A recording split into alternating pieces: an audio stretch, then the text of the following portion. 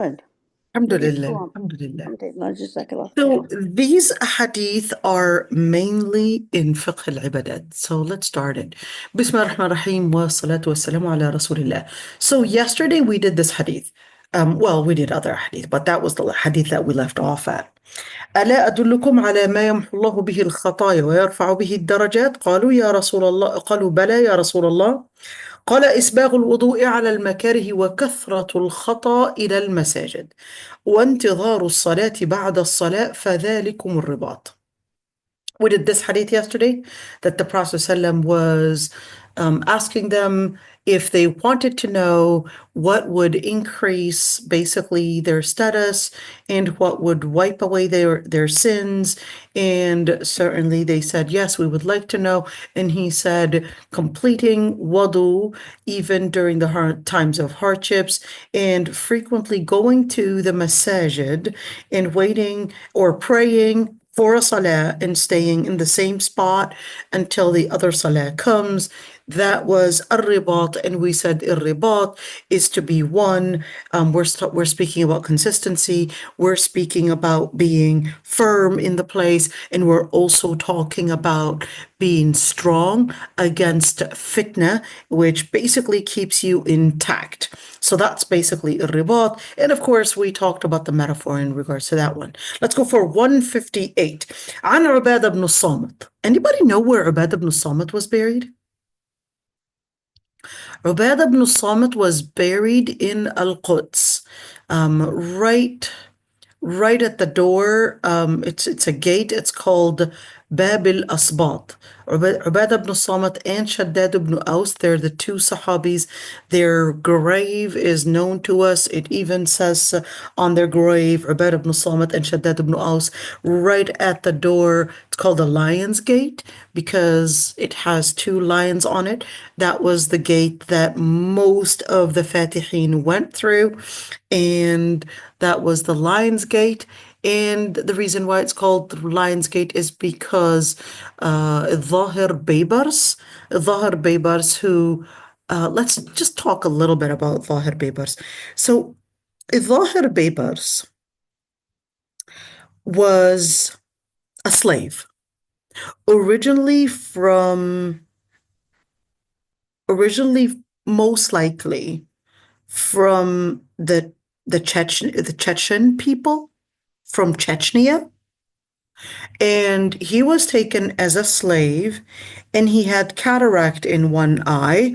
So because he had cataract, he wasn't sold for good, but another scholar in Syria, he buys Zahir Baybars and uses him basically, first gives him training in fiqh, in Islamic studies. He actually had a number of different slaves that he had bought, but he was designating these slaves for something big. So it was Zahir Baybars, it was Qutuz, it was a number of different other slaves. And he was giving them the best training in fiqh, in Islamic studies, giving them the best training in military training as well. And later on, Zahir Baybars, from one position to another, eventually, it was during that time that the Mongols had invaded the Muslim countries and killed almost 1 million people in Baghdad, and then went to commit something similar in Damascus. Things were going really ugly, but then going up, of course, one position after another. Later, Zahir Baybars becomes the king, mind you, becomes the king who defeated the Mongols. Not only is he the king over Egypt, but is also the king over Damascus as well. In other words, Syria and Egypt and Palestine. You see that? That was a slave one day who was not even sold for a good price because he had cataract in his eye. Okay. It was around that time. It was around that time. So just imagine, just imagine this guy was from Chechnya, known to being very tall, very big, very mighty, and later he ruled for 17 years. He was the king for 17 years. That was Allah Bibars. You could never forget his name. And the amount of victory, let's call it that way, was so tremendous that they couldn't but call him Al-Malik al-Nasir. Al-Malik al-Nasir, the great king, the great victorious king. Because to defeat the Mongols is to defeat an army that was coming all the way from Mongolia. Just imagine the number of countries coming all the way from Mongolia, passing Afghanistan, passing all those countries, killing 1 million people just in Baghdad alone. Just in Baghdad alone. Killing and raping. Just in Baghdad alone. Where the Muslims actually thought that that was Ya'juj wa Ma'juj. And that's it. We're right now in Judgment Day. There's no going back. That's it.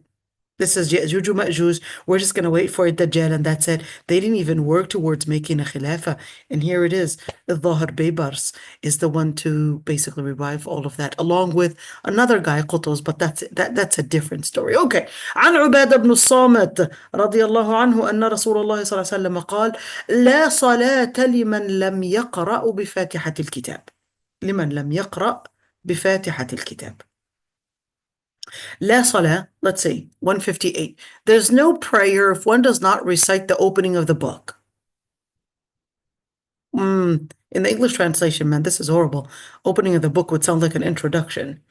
So لا صلاة لمن لم يقرأ بفاتحة الكتاب, there's no valid prayer. So when we say لا صلاة, that actually means no prayer, not no invocation, but this is talking about the salah, meaning the 5 daily prayers or any prayer. So when you say la salah, whether we're speaking about the 5 daily prayers, whether we're speaking about sunan al-rawatib, which basically is sunan al-rawatib are basically the rak'ahs that the Prophet ﷺ used to pray before or after the 5 daily prayers.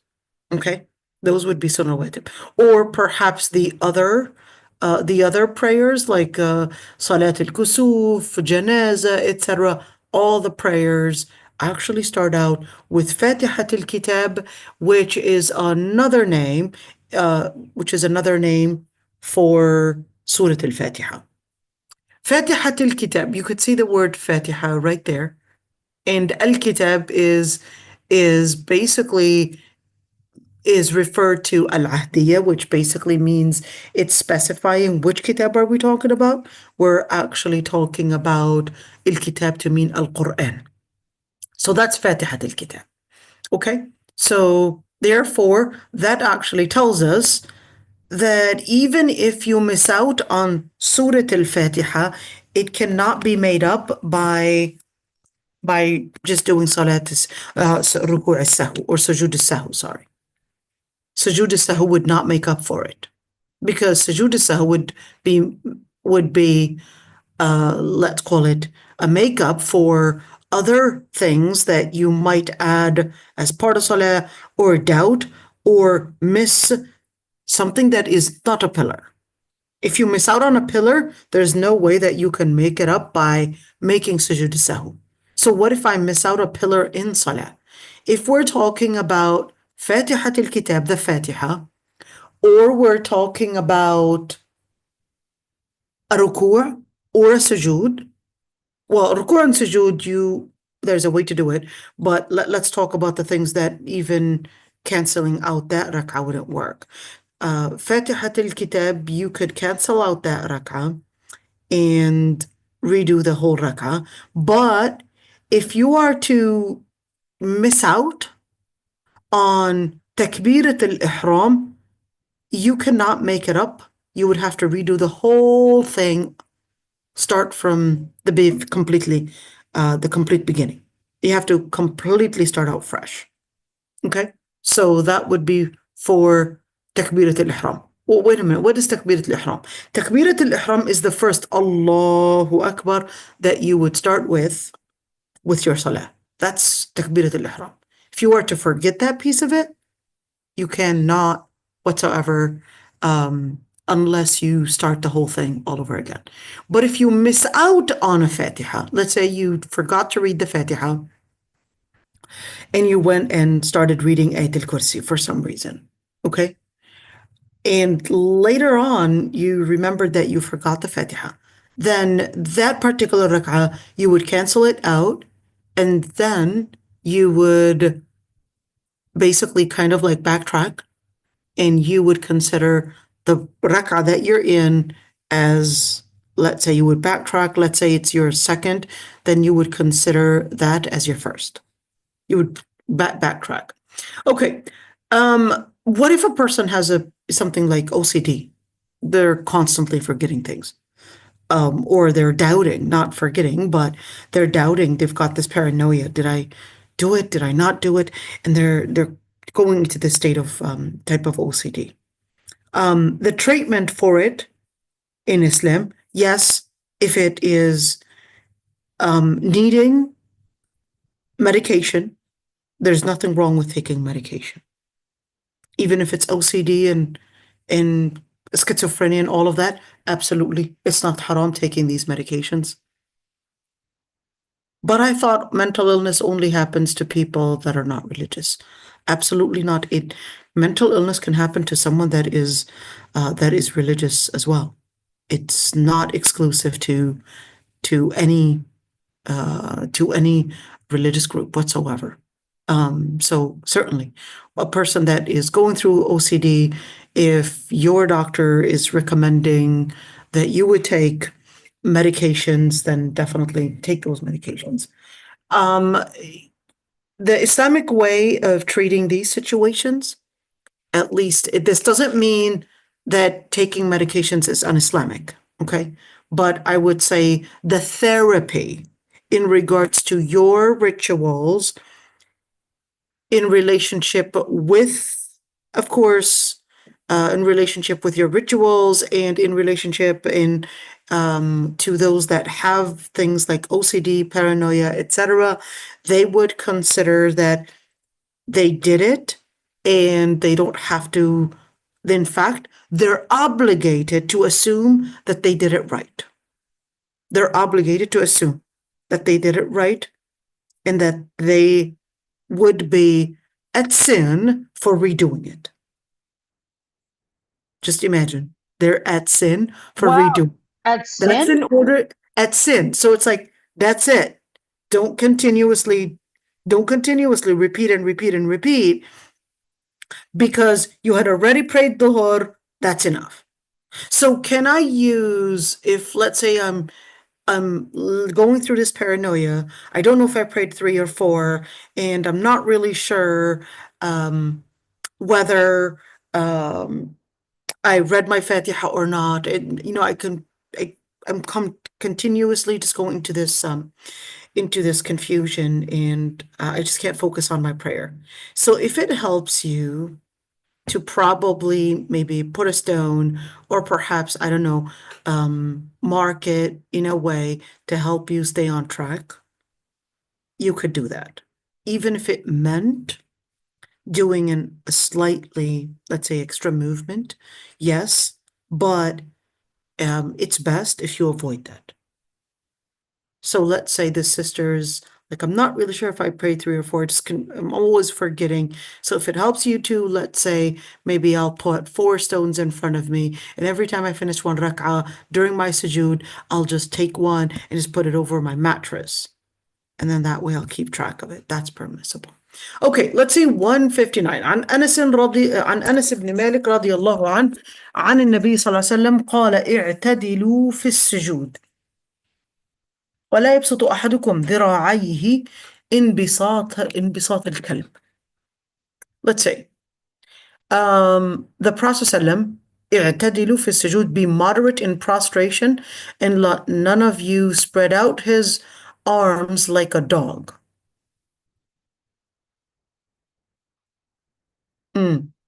is the word اعتدلوا necessarily in relationship to moderation? Not necessarily. اعتدلوا في السجود, اعتدلوا is not necessarily moderation per se. الاعتدال here is to make sure you're not doing some form of an excessive movement. An excessive movement, not necessarily in the number of it, but in how you reach out, how you spread yourself, how you basically rest yourself. That's al-i'tidal. So al-i'tidal would be in the way that you would relate, the way that you would prostrate, the way your body is reached out, the way your body is basically I guess bending, all of that. That's basically الاعتدال. الاعتدال can mean not only moderation, but الاعتدال could also mean that the person is being what is the word in لغة عربية, it's to be fixed. It's to having some form of fixation and not exceeding the limit. So that's in not exceeding the limit, whether in the space that you're occupying or whether we're speaking about the way you're probably to the ground, etc. So that's why the Prophet ﷺ is saying, وَلَا يَبْسُطُ أَحَدُكُمْ ذِرَاعَيْهِ انبساط الكلب. In other words, don't completely reach out your arms the way that a dog would do, the way that a dog would probably do in bringing themselves close to each other, or perhaps even stretching outwards in a way that you think, or a person might think that that's showing some form of piety. So the Prophet ﷺ is basically saying, well, no, you're going to be moderate. You're going to be in a way fixed, in a way that you're making your sujood where your body is not, your torso, your upper torso is not completely stuck to your thighs, and you're going to space out a little bit and not completely get into the position where you're letting your stomach hit your thighs and as if you are resting on your thighs. So that's basically the way that dogs would do it. I don't know what that is called when dogs would sit like that, but the Prophet ﷺ is describing it in بساط الكلب. Okay. عن أبي هريرة رضي الله عنه أن رسول الله صلى الله عليه وسلم قال: أقرب ما يكون العبد من ربه وهو ساجد فأكثروا الدعاء. The closest a servant is to his Lord is when he is prostrating, so increase your supplication. So أقرب, what does it mean to be أقرب? Is it physically, or is it religiously, spiritually? What really is meant by the word أقرب?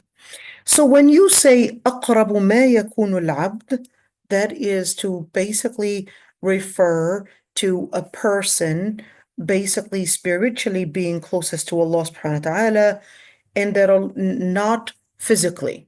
Because if you are to physically think that Allah subhanahu wa ta'ala is underneath, or think that Allah subhanahu wa ta'ala is everywhere, even though the Ash'ari would say that, but to think of Allah subhanahu wa ta'ala as being everywhere is what led to a lot of the shirk in many religions. The second a person would say that Allah subhanahu wa ta'ala is everywhere, then is he part of the things around you too? If you want to say he's everywhere, if you say he's part of the things around you, well, that's basically right there the main aqidah of believing that Allah subhanahu wa ta'ala is a part of everything. That's going into all those different religions that their aqidah was called al-hulul, and actually thought that God's spirit is basically part of everything, and therefore everything is resembling God. And that's shirk. So when we say أقرب ما يكون العبد, this is to mean spiritually. This is to mean that a person is connected to Allah subhanahu wa ta'ala. They're capable of doing a complete focus. They are closest to Allah subhanahu wa ta'ala during that moment in their sujood, because even their body at that moment is showing the highest level of submission, which is my head, I'm taking it down. That's the most honorable place of me. I'm basically bending it down to resemble my complete submission to the Almighty God, to Allah subhanahu wa ta'ala. So when a person is feeling that moment of submission to Allah subhanahu wa ta'ala, that's when basically they would be nearest to Allah subhanahu wa ta'ala. Now I want you to look at this one, because there's supposed to be a semicolon right there. Okay, فَأَكْثِرُ الدُّعَاء. So the Prophet ﷺ, this is going to basically be the prelude, and he's telling you, well, you are nearest to your Lord Almighty while you're in prostration. This is the prelude. It's basically wanting to give you a statement. Well, this statement is in order to tell you the following: فَأَكْثِرُ الدُّعَاء. So make sure you are making frequent du'as while you're making sujood. While you're making sujood, you can make those du'as. Now, scholars had differences of opinions on whether these du'as must be ma'thur or not. Oh dear, what happened? Okay, so what does that mean? Let me write that word for you, because this is a key word. I'm just going to make the story short, though. I'm not going to go in all the details, because this would become fiqh ibadat, and I don't want it to basically turn into fiqh ibadat, okay? Let's see. What is al-ma'thur? Al-ma'thur basically means the du'as that were mentioned. So mentioned by the Prophet ﷺ. Oh, sorry, I'm positioning myself in a different position and can't type. Mentioned by the Prophet ﷺ. Okay, so that would be ma'thur. Scholars had differences of opinions on whether the du'as are supposed to be ma'thur or whether I can make my own. And then they went into the differences of opinions on whether you can make your own, you can make it in your own language, you can make dua in your, I guess, in your own, let's call it considerations, in the du'as that are important to you, or whether to make the dua, it has to be something that the Prophet ﷺ had previously done. Differences of opinions between scholars. Okay, so just wanted to mention that one. And أكثر الدعاء, do lots of dua. And we know many stories of different people making dua during sujood and how it was answered. A lot of stories. Great, magnificent stories. To be honest, some of it is just rather, just amazing just to think of it. How this person just got their dua answered, and they didn't even think of that dua is going to be answered at that moment. All right. عن أبي هريرة رضي الله عنه قال قال رسول الله صلى الله عليه وسلم إذا فرغ أحدكم من التشهد فليتعوذ بالله والتشهد الآخر فليتعوذ بالله من 4: من عذاب جهنم ومن عذاب القبر ومن فتنة المحيا والممات ومن شر المسيح الدجال. Okay, let's see. When one of you finishes the final testimony of faith, let him seek refuge with God from 4 things: from the torment of hell, from the torment of the grave, from the trials of life and death, and from the evil of the Antichrist. Let's break it down. If you finish from the last tashahhud al-akhir, what is it, tashahhud al-akhir? In the second rak'ah, you would say التحيات لله والصلوات والطيبات السلام عليك أيها النبي. That one. Okay. and Allahumma salli ala Muhammad wa ala ali Muhammad kama salli, that one, all right, you would finish those two. There's in the second rak'ah, that's basically tashahhud in al-wasat. That's basically the second, that's the first tashahhud.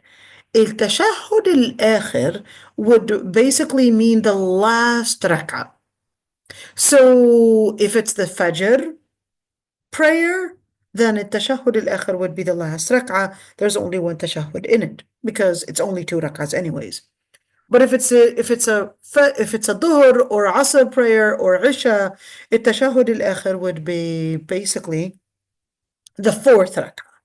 So التشهد الآخر would include التحيات لله and the whole thing, and would also include اللهم صل على سيدنا محمد or على محمد وعلى آل محمد, etc., which basically is a Salat al-Ibrahimiyya.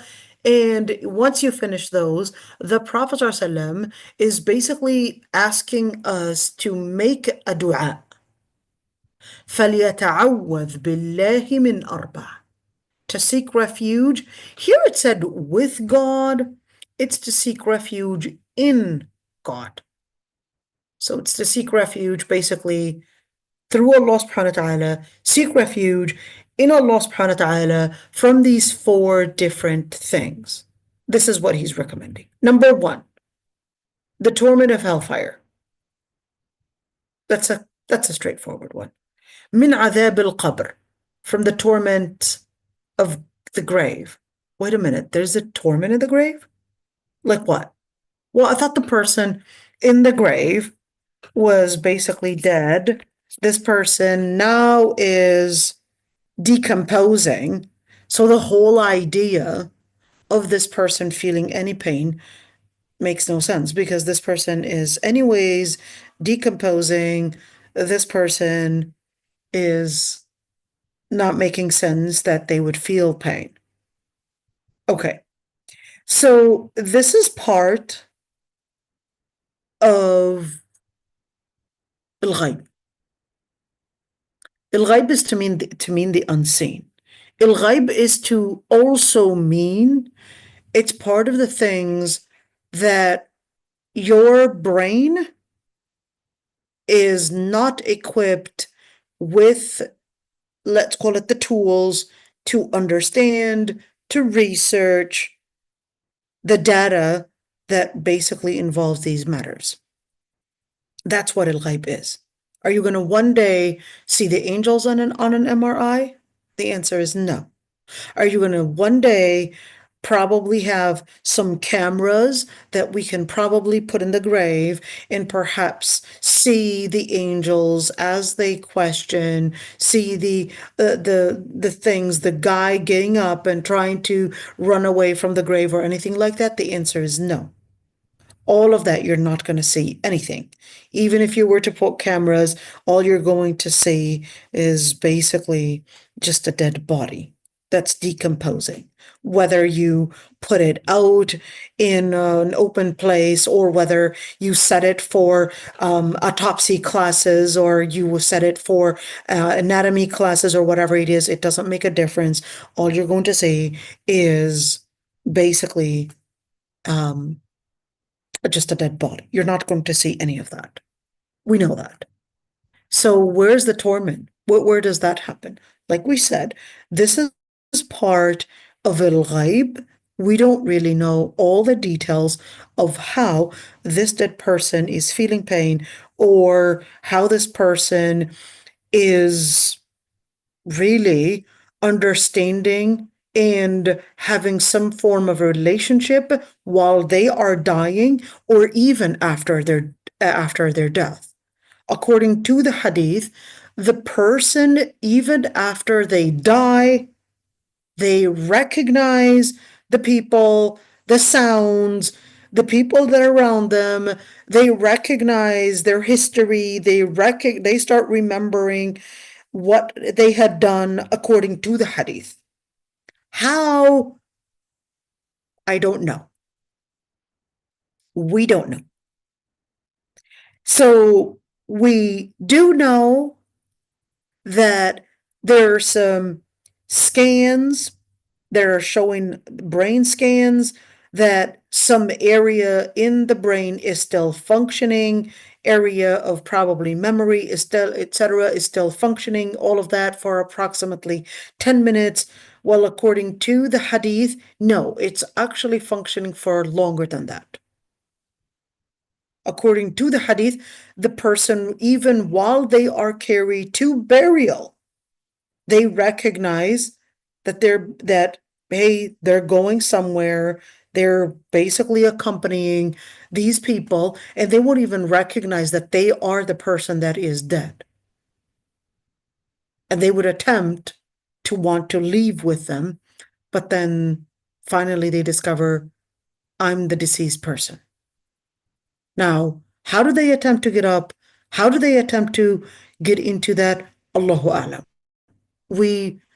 Even if we were to install cameras, we're not going to find that. So the reason why I would believe in adhab al-qabr is because I would say, ما ضل صاحبكم وما غوى وما ينطق عن الهوى. I believe Muhammad ibn Abdullah sallallahu alaihi wasallam to tell me about Judgment Day, to tell me about Yawm al-Qiyamah, to tell me about Jannah, to tell me about Allah, to tell me about Malaika, to tell me about all these details. If I have a hadith that is Sahih, which right here is narrated by Bukhari and Muslim, then I'm going to believe it, just like I believe the other things.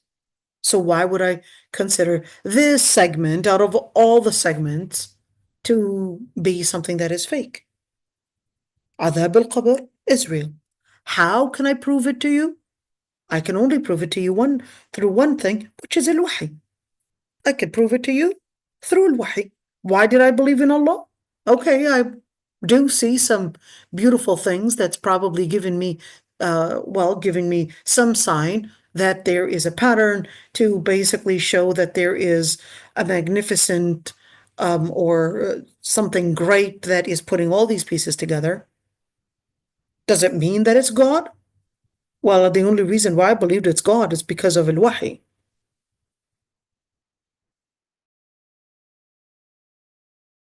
Al-Wahy gave me that information. You're not going to find God in some kind of scan, but you're going to see the signs that Allah subhanahu wa ta'ala created things in this magnificent creation. Okay. وَمِن فِتْنَةِ الْمَحْيَا وَالْمَمَاتِ. What is al-fitna? So why here adhab and here fitna?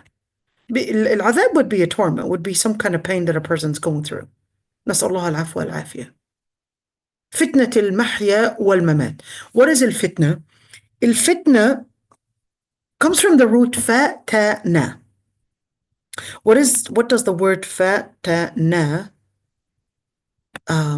Let's look at it. What does the word fatana actually mean? The root fatana actually means to expose gold on fire. Why? Because gold melts at a certain temperature, and the pebbles and the rocks and the other minerals, they don't melt. So the reason why they would expose gold on this high temperature is basically to separate the gold from the different pebbles and the different minerals, and that way you can have pure gold. Okay, so the fitna is basically the different things that you will probably be exposed to, which can actually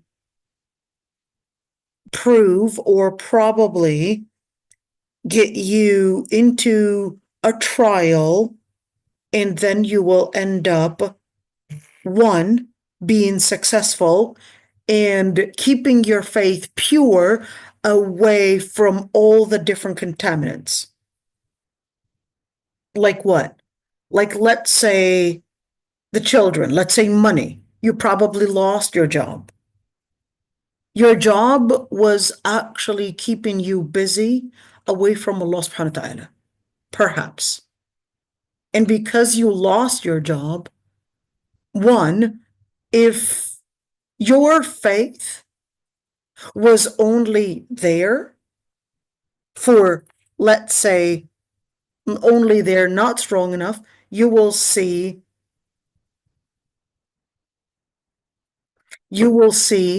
that the person basically lost their relationship with Allah subhanahu wa ta'ala because their faith was not strong. But a person that is of strong faith, they're basically going to stay even more committed because they're going to consider that Allah subhanahu wa ta'ala, whether because of an evil thing that happened or whether because of a good thing that happened, they would recognize Allah subhanahu wa ta'ala even more because they recognize that Allah subhanahu wa ta'ala is the one that's in control of everything.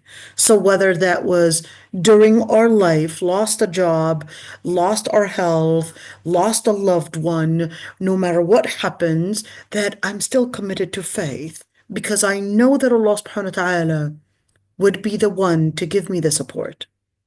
So a person during their mahya, during their life, they could go through different trials. Those trials could either break them or make them. The trials can break them or make them, break their faith or make their faith. That's so scary. Could make their faith or break their faith. How can it make their faith? If a person passes that fitna, they will grow stronger. It could be the death of a loved one. They were so connected with them. And when they went away, that just connected them more to the akhirah. And I had seen that. I had seen that so many times, and where, yes, through a person's death, that got them connect more to akhirah. نسأل الله الثبات. And on the other hand, you had seen other people lose their faith because of the different trials that surrounded them. نسأل الله العفو والعافية. Okay. What is the fitna of al-mamat?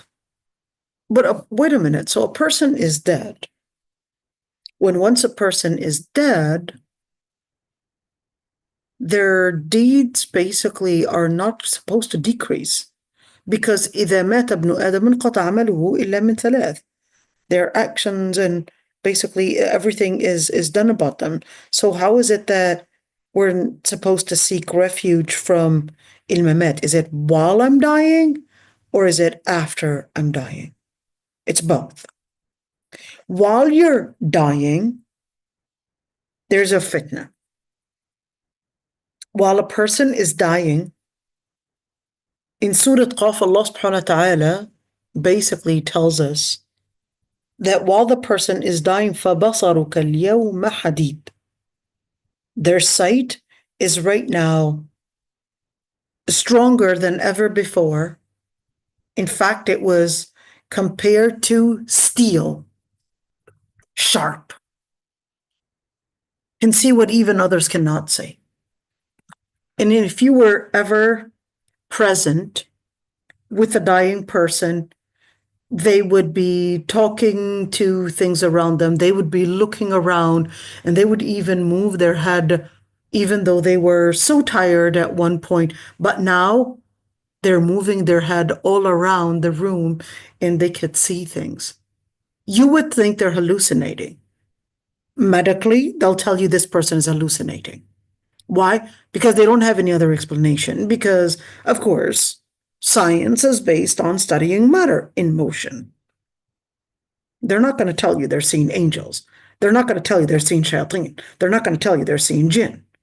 Because scientifically, I can't prove to you through matter in motion the existence of jinn, shayateen, malaika, etc., because those things are not matter. And my brain was only designed to research, study work with matter. Angels are not matter. Malaika, jinn, Allah subhanahu wa ta'ala, those are not matter. They are a completely different creation. So when you look at fitnatil mamat, during that time that a person is dying, there's a fitna, one, that the shayateen are there coming in, telling the person to basically denounce Allah subhanahu wa ta'ala at that moment.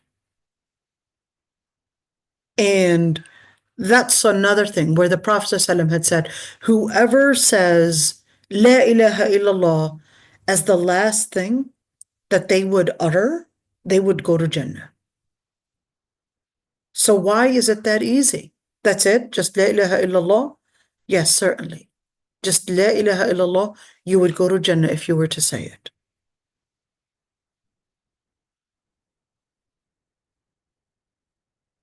So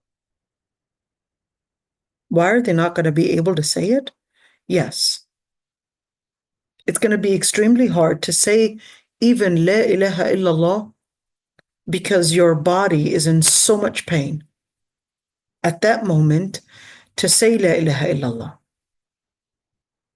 At that moment, it's not just the excruciating pain, but it's your body as well losing its ability to control itself. So that's why, whether it's to control the memory, to control the focus, to control the different ligaments, the different body parts, etc., and that moment basically would get strong, one, with faith, two, with the frequency that you were doing this while you were in your healthy situation.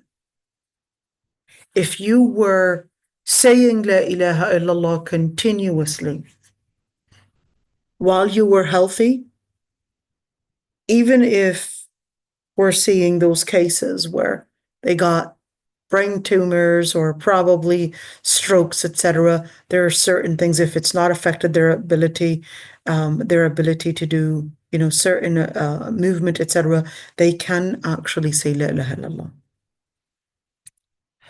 My uncle he was only 50. He had glioblastoma. And he was a very strong man. Very strong, very fit. And I mean, he could lift almost 500 pounds. Very strong. And subhanAllah, glioblastoma affected him, and no treatment is what we were told. And even Mayo Clinic said, we know very well, we don't have a treatment, don't even try. We're not going to accept him. And subhanAllah, down the hill, boom, boom, boom, went through his spinal fluid, went through basically affecting his ability to move within just 8 months, from one to another, got worse, then started not recognizing the things around him, forgetting dates, everything just going in fast deterioration, very fast. But one thing I will never forget, and one thing a couple things I would like to say before I would say the point that I wanted to make.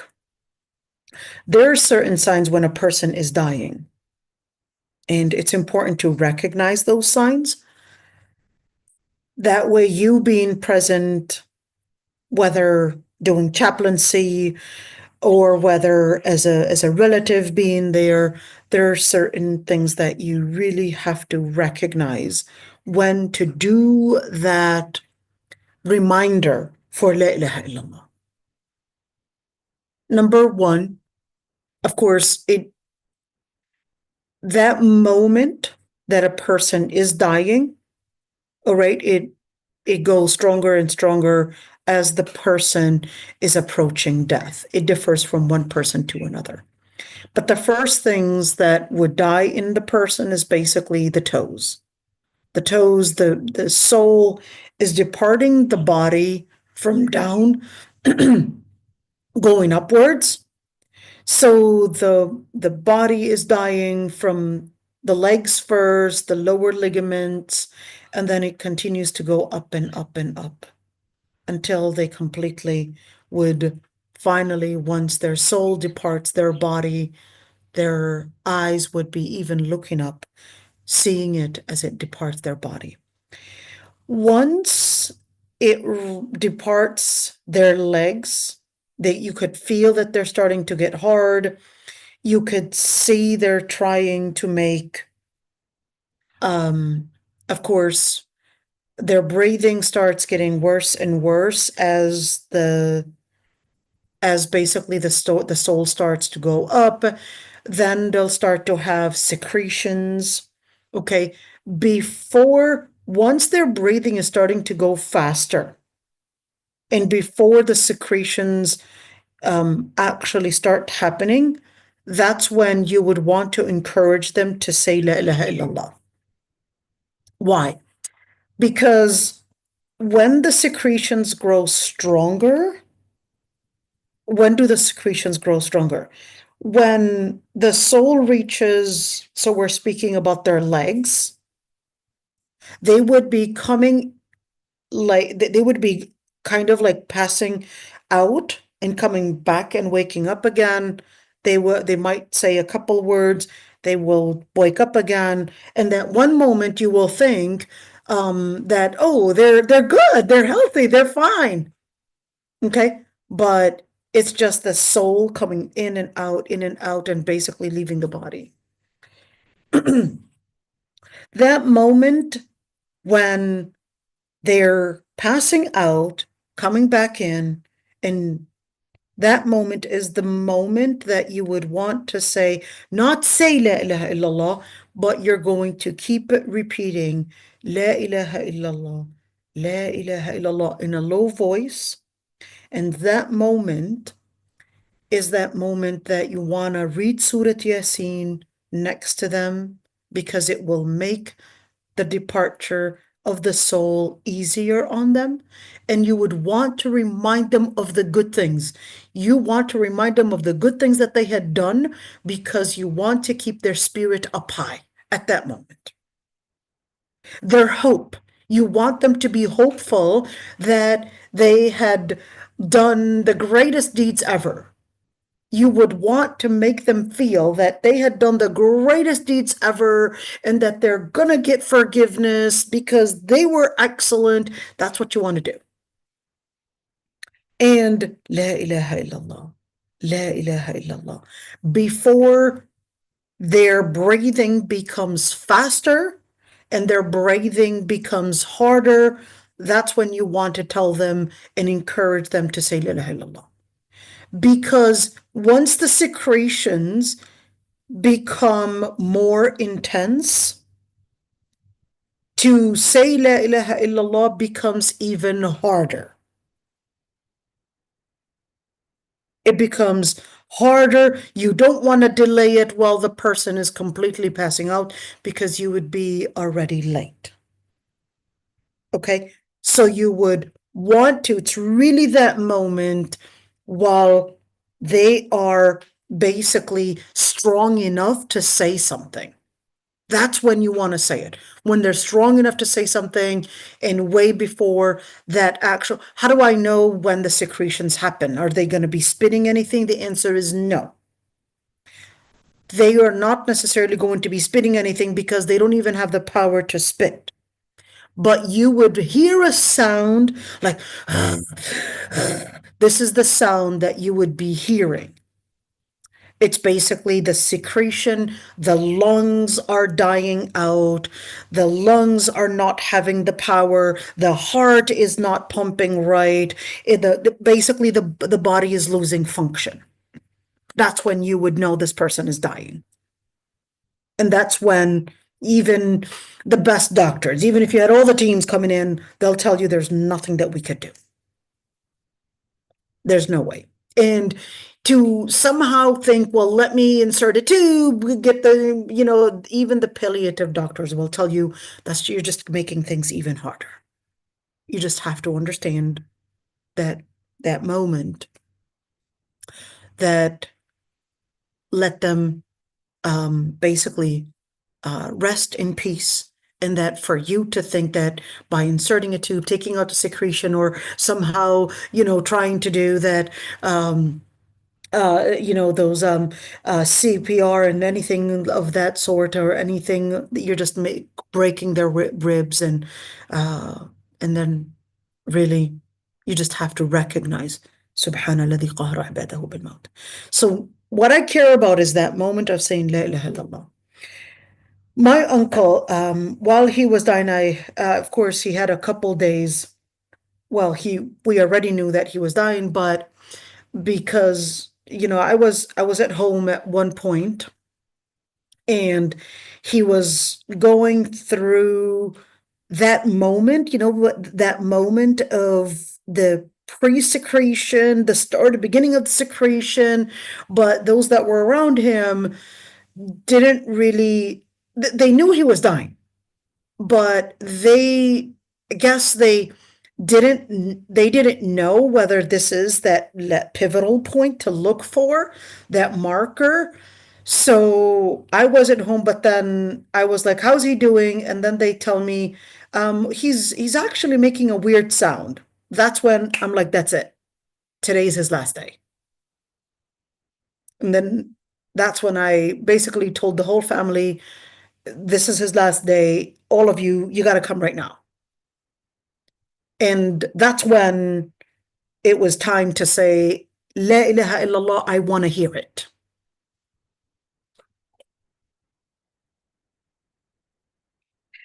And just encouraging him and just saying, now, uncle, is the time that I want you to say La ilaha illallah. I want you to put all the effort to say it. You'll go to Jannah if you do. Now, mind you, he had glioblastoma, so his ability to communicate, his ability to understand, comprehend was not at its best.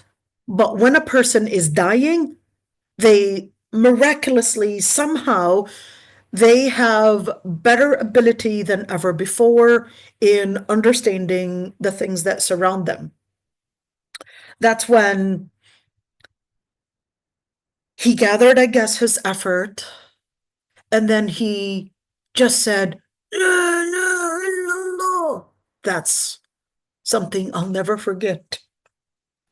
That's the only thing that he had said in perhaps maybe 2 months. That was the only word that we had heard him say. And subhanAllah, it was that moment when I remember he gathered all his forces, and I said, now I want to hear it, because you're not going to be able to say it after. So it's important to look at those markers, to know when, and to know the stages.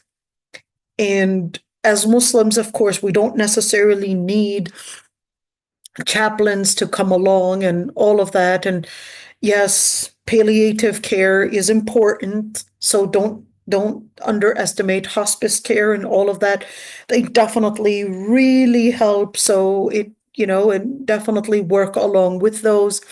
And there's actually a sister who's a revert, and she's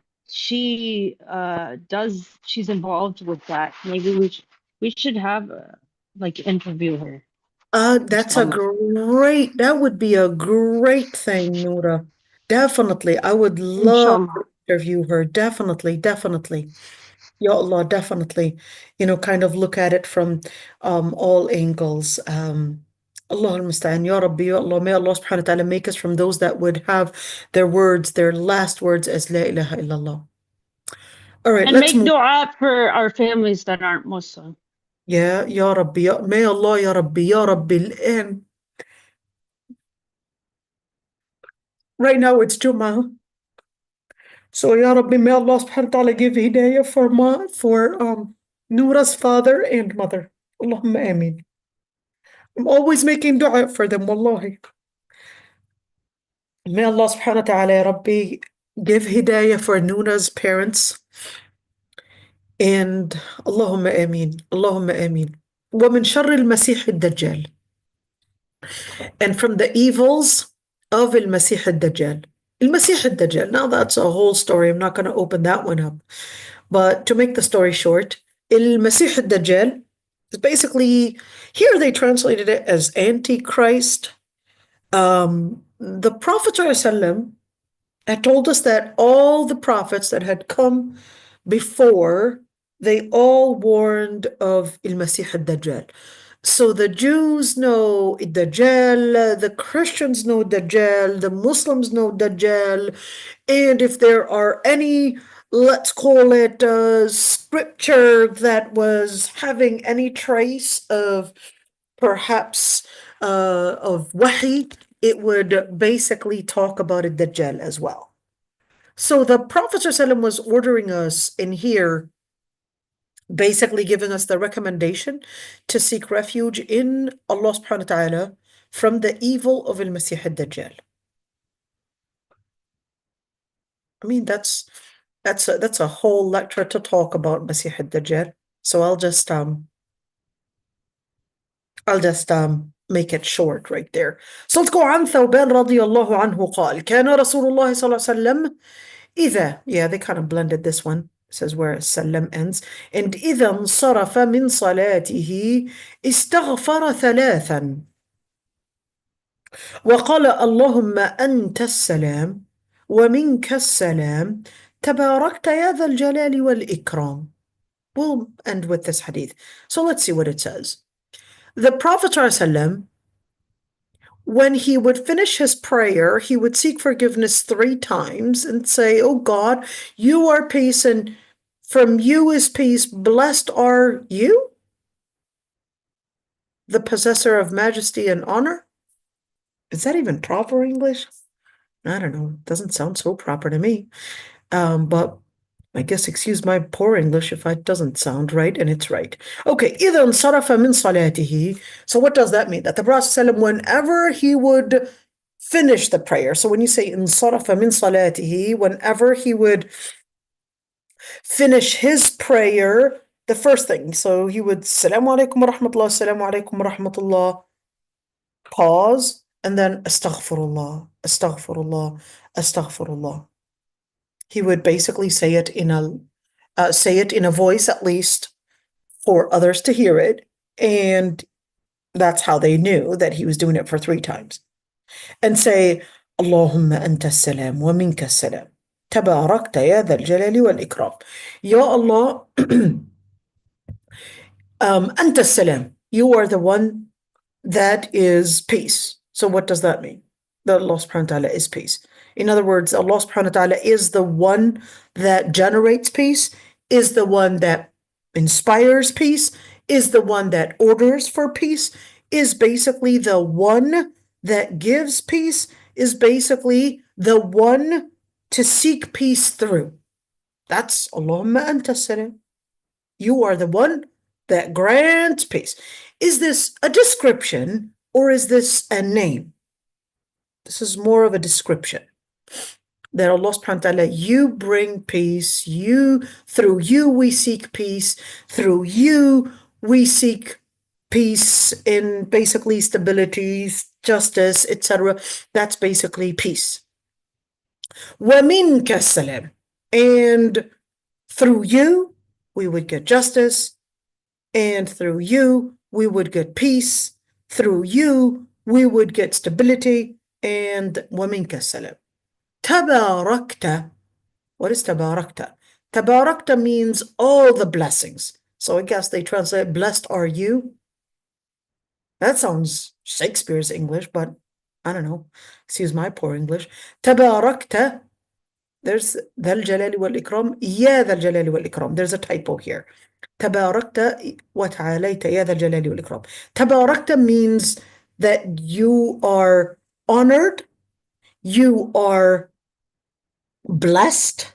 You are the one that we seek blessing through. So from al-barakah and tabarakta, there's nothing compared to what you can give, what you can provide, what you can basically, what you can bless us with. And the reason why we're using tabarakta, that's because we're basically saying, well, since you bring peace, you are the one that brings justice, you are the one that brings stability, you are the one, well, if we're talking about peace, we're talking about happiness, we're talking about justice, we're talking about stability, well, then we recognize that no one is capable of bringing such provision and such good things except the one that is the Dhal Jalali wal Ikram, except the one that is Dhal Jalal. What is Dhal Jalal? Dhal Jalal means the one that has all the glory. Al-Ikram, the one that gives honor. Well, because Islam itself, or peace itself, actually comes that there must be power to instill peace. There must be power to instill peace, whether we're speaking about peace as an opposition to injustice or turmoil, or whether we're speaking about inner peace. Anxiety is the opposite, and of course, a person having a peace and their happiness, etc. That's basically al-ikram. It's basically coming from power of Allah subhanahu wa ta'ala, that He has al-jalal, that He's got the majesty, that He's got the glory, that He's got the power. Now that's to teach us. There's no way that you can get peace unless there's a certain form of power invested. And al-ikram is basically that He has that honor to enforce things. Ya Allah. All right. Tabarakta wa ta'alayta ya dhal jalali wal ikram. We will end with this hadith, inshallah, because tomorrow we'll be starting. I know we didn't take much. We didn't do much, but inshallah, we're taking portions after portions. Inshallah, we'll finish right here. May Allah subhanahu wa ta'ala, I guess we can end. Allahumma anta salam wa minka salam tabarakta ya dhal jalali wal ikram. And may Allah subhanahu wa ta'ala, today is our Friday. May Allah subhanahu wa ta'ala keep us steadfast. May Allah subhanahu wa ta'ala keep us away and protect us from عذاب جهنم, عذاب القبر, فتنة المحيا والممات, ومن شر المسيح الدجال. And may Allah subhanahu wa ta'ala give us, Ya Rabbi, the steadfastness, الثبات, give our parents hidayah, give us hidayah, give our children hidayah, and may Allah subhanahu wa ta'ala keep us always together, inshallah, in khair, and bring us on khair, and make us from those that would also depart on khair. And subhanakallahumma hamdik nastaghfiruka wa natubu